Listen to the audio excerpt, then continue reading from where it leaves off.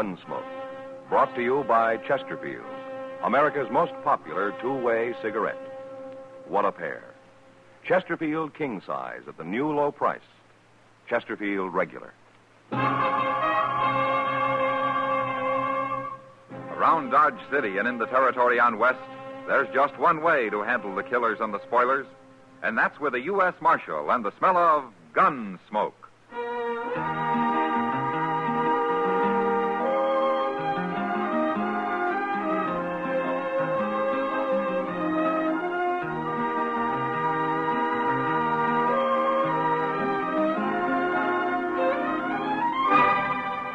Gunsmoke, starring William Conrad, the transcribed story of the violence that moved west with young America, and the story of a man who moved with it. I'm that man, Matt Dillon, United States Marshal. The first man they look for and the last they want to meet. It's a chancy job, and it makes a man watchful and a little lonely.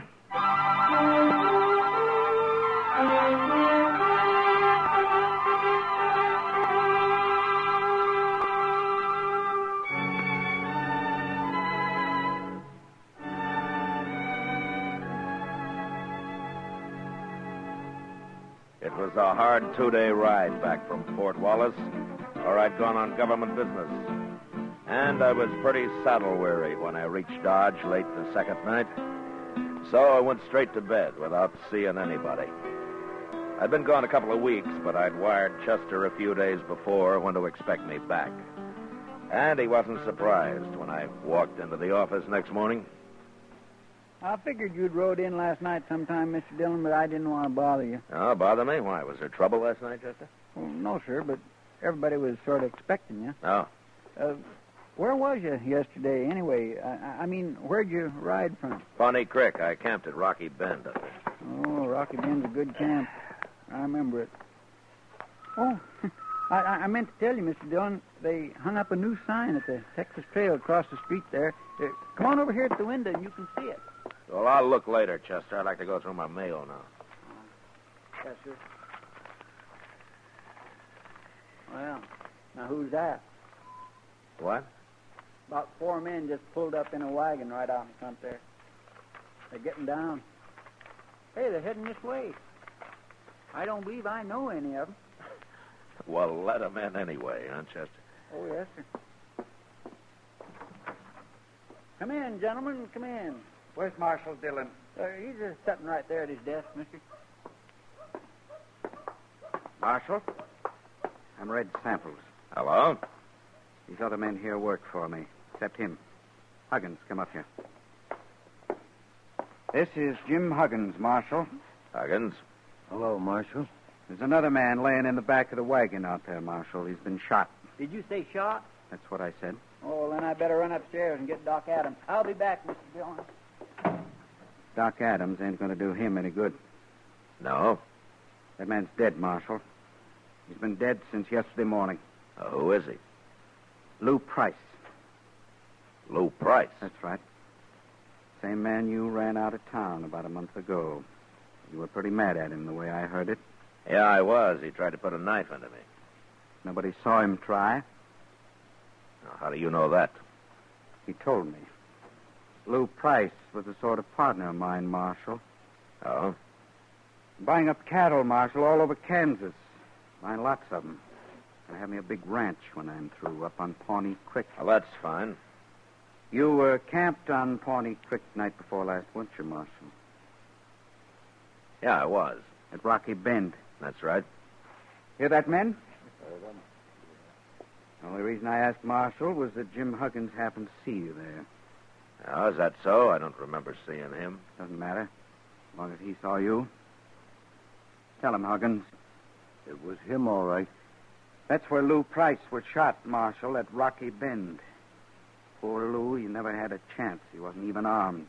Happened yesterday morning. I seen the whole thing. Huggins, tell us who killed Lou. He did. What? You did, Marshal. You're the man I saw. You shot him.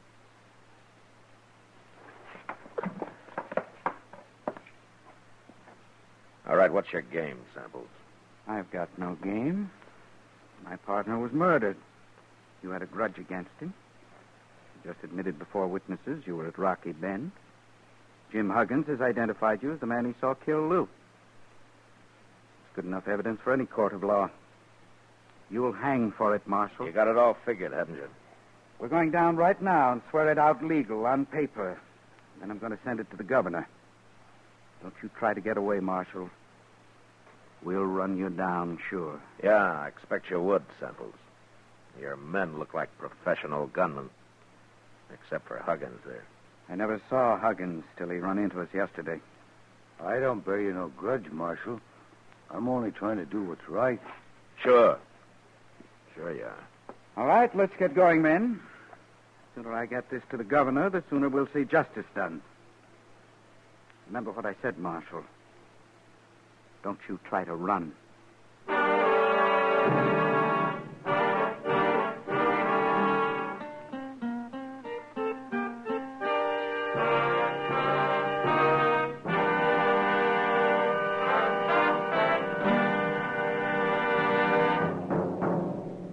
What a pair. What a buy. They're talking about king-size Chesterfield at the new low price. And Chesterfield Regular. They're the quality twins. Either way you like them, you get the same highest quality, the same low nicotine, the same wonderful taste and mildness, a refreshing smoke every time. Yes, the Chesterfield you smoke today is the best cigarette ever made, and it's America's most popular two-way cigarette. So buy a carton today. King-size Chesterfield at the new low price. Or Chesterfield Regular. What a pair they are. They satisfy millions. They're best for you.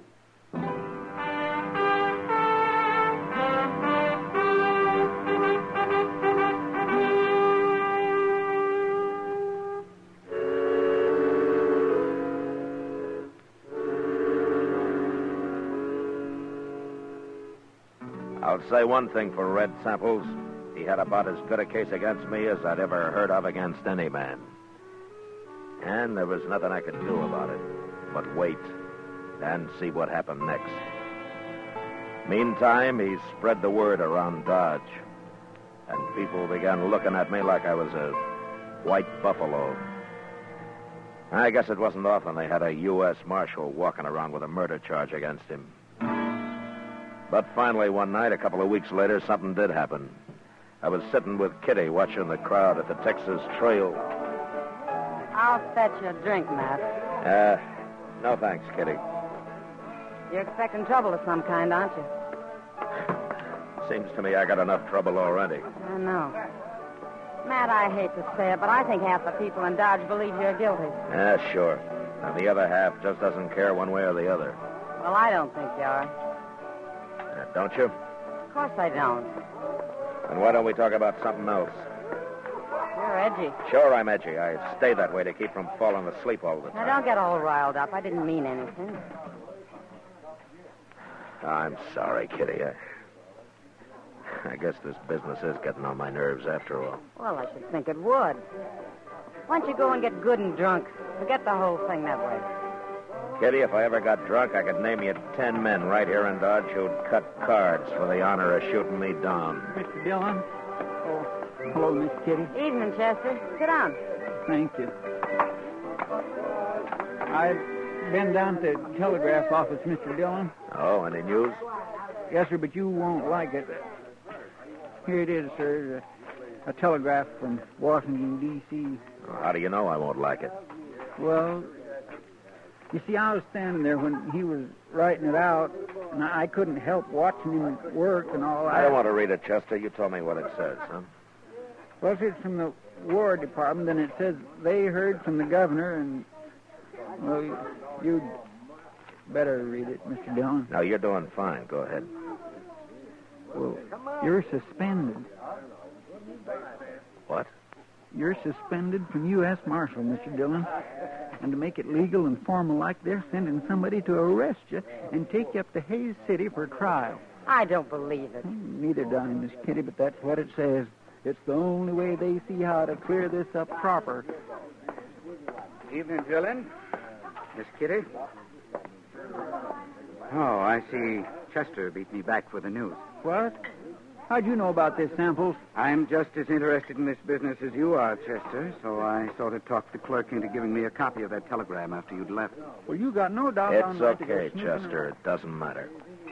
Dillon, Dodge is going to breathe a lot easier now that you're suspended. You won't be around as Marshal. I'm still around, Samples. But you're not Marshal anymore.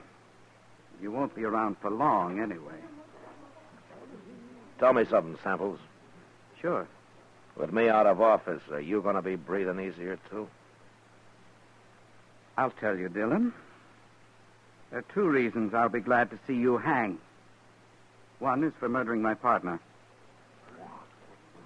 And the other? Well, I always heard you were too strict here, and I like to do a little gambling now and then. Oh? In fact, I'm thinking of running a few tables myself. I see. It's more fun without some hard-nosed lawman looking over your shoulder all the time. You understand? Yeah, I understand. Well, I'll see you at the trial. But I hope I'm around when they come to arrest you, Dillon. You probably will be. So long.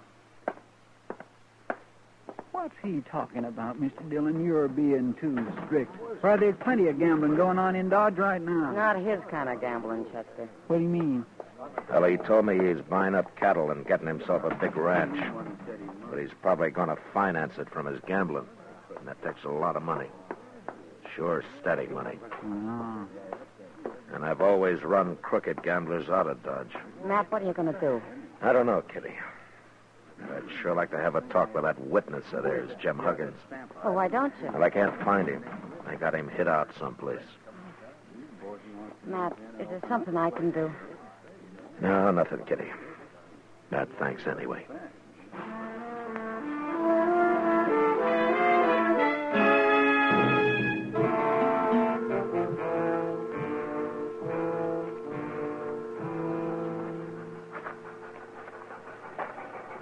Well, there she comes, Mr. Dillon, right on time. There are not many people at the depot this morning, are there? No, sir, but anyway, I'm glad I talked you into walking down here with me.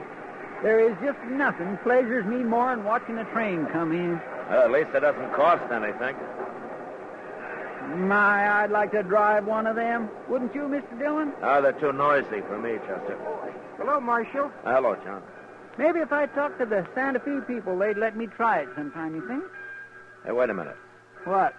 Over there, just getting off, the man with the long hair. Well, I'll be... It's Wild Bill Hickok. It sure is.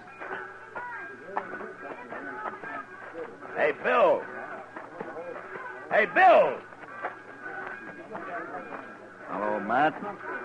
How are you, Bill? How are you, Chester? Fine, Mr. Hickok, just fine. Hey, that's quite a surprise. Why didn't you let me know you were coming? I didn't know myself till just before I left Abilene. Huh? Well, how is Abilene these days? Well, I'm still sheriff there. Guess I will be till somebody gets around to shooting me. Oh, nobody's going to shoot you, Mr. Hickok. They keep trying, Chester. They keep missing, too, don't they, Bill? Well, so far. Maybe that's just because nobody's tried to shoot me in the back yet. Yeah, you've always worried about that, haven't you? I'll tell you something, Matt. What? I don't think I'd mind so much if I was to be shot by a man like you. By me? You might take it in mind to try it. I never could tell which way he was going to jump next. Like right now. Wait a minute. Yeah? You came here to arrest me, didn't you? That's what I come for. Yeah, sure. I might have known they wouldn't send a tin-horn. Guess they figured you might not take easy, Matt. I tried to tell them they could lose a good lawman this way. We're a pretty fair match, you and me. Yeah? Yeah, we are. Well? It's your play, Bill. No, I I guess that can wait a while. Okay. I'm still on salary, Matt. So? Let's go have ourselves a drink. Good. You too, Chester? Thank you. I'd be right proud to, Mr. Hickok. I figure if I get a couple of drinks in you, Matt, I might worm your side of this business out of you. Why, Bill? Don't you believe their side?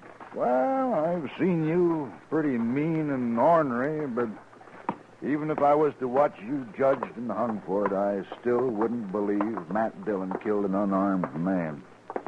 Thanks, Bill. That girl headed this way. Ain't that Kitty? Yes, sir, it sure is. Matt, I've been looking everywhere for you. Well, it's Bill Hickok. Hello, Kitty. How are you? Oh, I'm fine. What are you doing in Dodge? Well, I sort of come on business. You said you were looking for me, Kitty? Matt, I know where he is. Where who is? The witness they've been hiding, Jim Huggins. What? Well, where is he? Red Samples was in the Texas Trail drinking last night, and the bartender heard him tell one of his gunmen to take some food out to the loft at the OK stable. Bill. Yeah? While you're buying me a drink, I think I'd kind of like to buy Kitty one.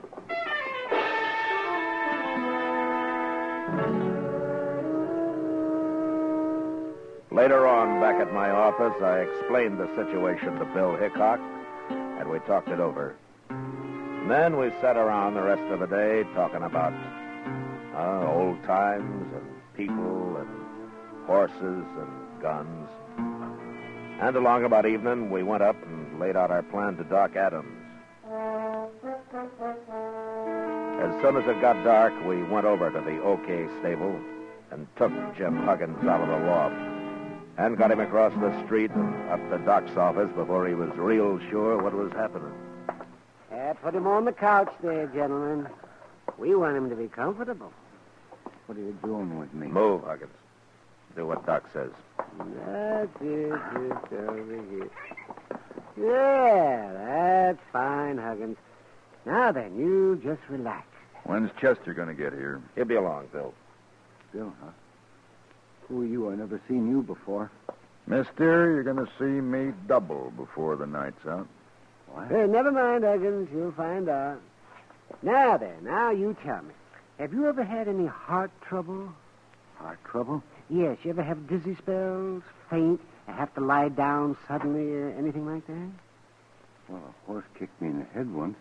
Made me awful dizzy. But I'm asking about your heart, not your brains. I don't want anybody to die here. And business is bad enough as it is. What are you going to do with me? What's this all about? Oh, over here, Chester. I got it. I got plenty. That's good. Just put them on the table here, Chester. Let's 3 quarts? Well, this is a man we're working on, not an elephant, Chester. Well, I wanted to be sure there was enough, Doc. Open one up in Chester. There's a glass there. Yes, sir.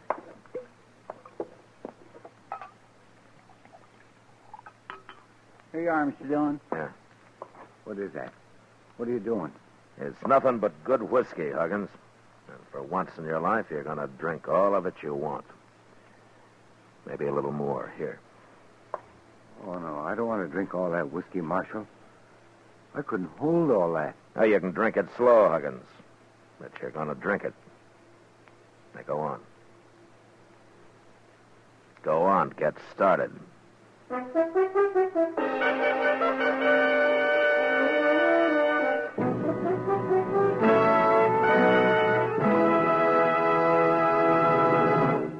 We will return for the last act of Gunsmoke in just a moment.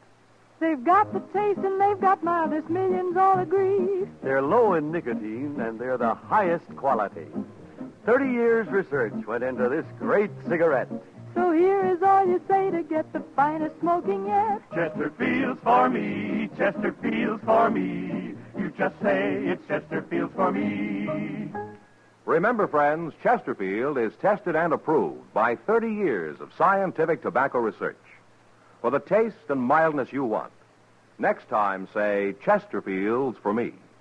Buy a carton of king-size Chesterfield at the new low price, or Chesterfield Regular. What a pair they are. They're best for you.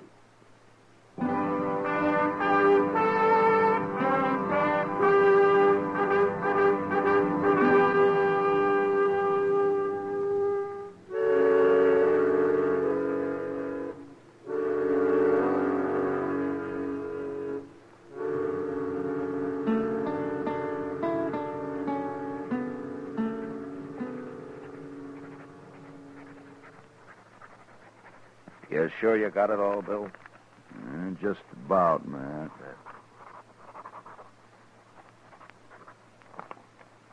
There she is. Want to read it over? No, you heard everything I did. Well, gentlemen, your friend Huggins has got one of the biggest hangovers coming up any man will have to endure. Is he still out, Doc? Yes, it won't hurt him any, though. I sent Chester out for some coffee. I could use a little coffee myself, Doc. There'll be enough. Oh, say, wasn't it something how that Huggins talked once he got started? I told you, you get enough whiskey in the man and he'd start bragging. Well, you were sure right, Doc. He's not going to feel so big and smart when he wakes up. I don't know. The man was awful drunk. He may not even remember what he said. Well, he'll remember when we tell him we even know where he hid the money Red Samples paid him. Yeah, that's Samples. Imagine him shooting his own partner. Well, he's smart, Doc. You shoot your partner, you get his half, don't you? That's a fine way for a lawman to be talking. You mean an ex-lawman, don't you? You know, Bill, I'm just starting to get mad about all this. Come on, let's get going. Now, Matt, you calm down a spell. We got to get Huggins to sign all I got wrote down here first. Doc, how long it'll be before he'll know what he's doing? Oh, maybe 5, 6 hours. Look, Bill, you do what you like, but I'm going after Samples before he finds out his witness is missing. It don't seem quite legal till we get Huggins' signature. Maybe not, but my arresting Samples isn't going to be quite legal anyway. I'll arrest him. No, you won't, Bill. He's mine. All right, Matt. But I'm coming along. Okay. But you stay out of it. Matt, once you get your tail up and your stinger out, you're the hardest man to stop I ever saw.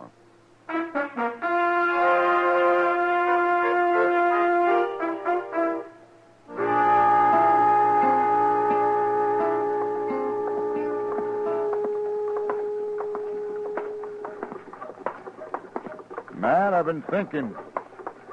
Supposing we hadn't got Huggins to talk, what had you done then? You mean would I have fought you when you tried to arrest me? It's been on my mind, son. I wouldn't have fought you. Because we're a good match for each other? I'll fight any man alive if I think I'm in the right. Of course. I don't know you ever been afraid of anything. I've been afraid lots of times, Bill. And so have you. Well, maybe. I guess I've worked on the side of the law too long to go against it just because I'm the one that's caught. Well, here's the Olafraganza. They'll be in here.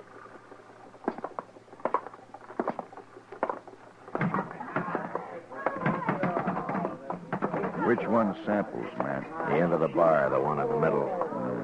The other two are his gunmen. Come on.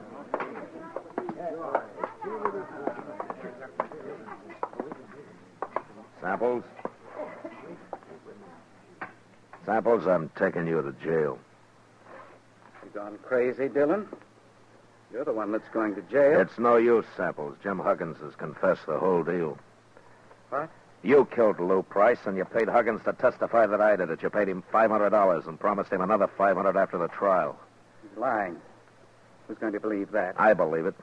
And don't look at your hired help. They're not going to get you out of this. You can't throw anybody in jail, Dillon. You ain't a marshal anymore. No, that's not stopping me. It ain't legal. Wait a minute, gentlemen. It's true Matt Dillon ain't a marshal right now, but I'm making this arrest, and I'm deputizing him to help me. Who are you? Sheriff, up at Abilene. Samples, I want them 2 hound dogs of yours to move a little to one side where I can keep an eye on them easier. Forgetting it's 3 against 2. That's fair enough odds for us. Start shooting. No, Bill. There's no need for killing. I want these men alive. You ain't taking me alive, Dillon. You, nor Hickok, nor anybody else. I'm going to hang. Drop your gun belt, Samples. Why? We just might be lucky enough to kill you. Take Dillon first, men, and then go for Hickok. Wait, Samples. Now!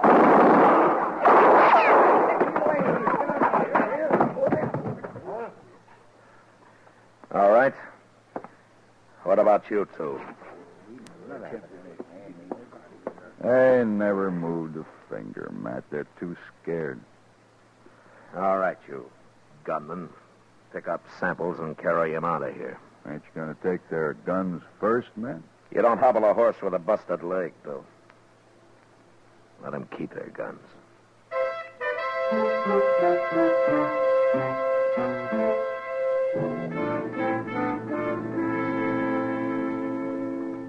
Later, Hickok and I decided to run Jim Huggins and Sample's two gunmen out of town. And the way they took off, we figured they reached California before they stopped to breathe. The next day, Bill went back to Abilene and took Huggins' confession with him. And a week later, I had a wire of apology from the governor. Washington took a little longer. They just sent me my regular paycheck with the time of my suspension carefully deducted, which left me almost enough money to pay for the liquor I'd poured into Jim Huggins.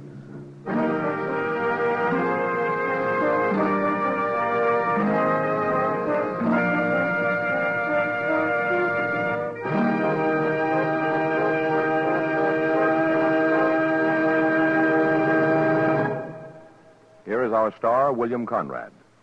I'd just like to repeat what George Fenneman told you earlier. The Chesterfield you smoke today is the best cigarette ever made. I hope you'll try them. Regular or king size, I'm sure you'll find Chesterfield is best for you.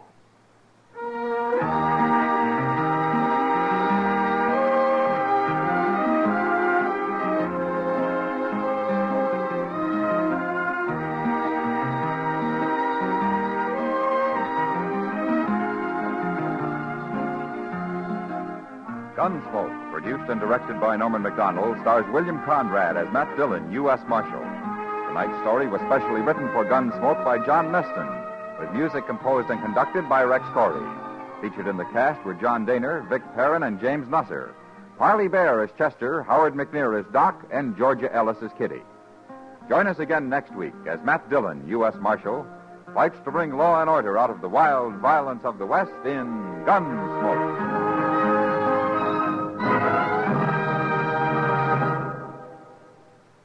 Filter tip smokers, this is it. L&M Filters. At last, a filter tip cigarette with much more flavor, much less nicotine. L&M's Miracle Tip contains alpha cellulose for effective filtration. It's the filter that counts, and L&M has the best. Yes, this is it. As Patricia Morrison puts it, L&M filters are just what the doctor ordered. Buy L&M Filters. The light and mild smoke.